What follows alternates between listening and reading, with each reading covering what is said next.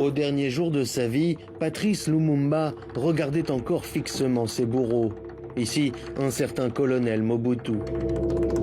Détenu dans des conditions sévères, l'ancien Premier ministre n'est pas encore vaincu. À ce moment-là, il reste un danger pour ses ennemis. Décision est prise de le transférer au Katanga sécessionniste, à l'abri des regards et sous la torture. Il est finalement abattu au bout de cette route par des soldats katangais. Donc jusque-là, on voulait présenter les choses comme quoi ce sont les Congolais qui ont tué leurs frères congolais. Et de manière particulière, on disait que ce sont les Katangais qui ont tué leurs frères congolais. Mais les archives ont finalement parlé.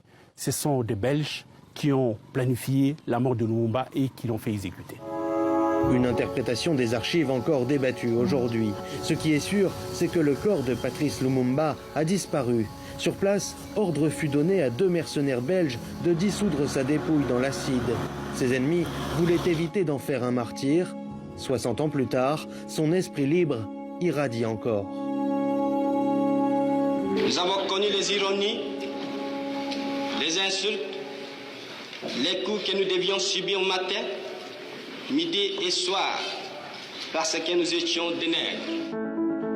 C'est avec ce discours, en présence du roi Baudouin, que Patrice Lumumba entre dans les consciences. Le jour de l'indépendance du Congo, il est celui qui dit la vérité sur le passé et la lutte pour se libérer du colonialisme.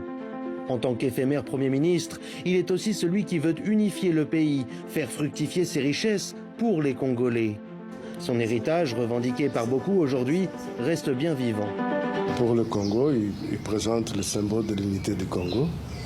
L'unité du Congo, il a tracé de grandes lignes et en plus, il est aussi l'héros de l'indépendance.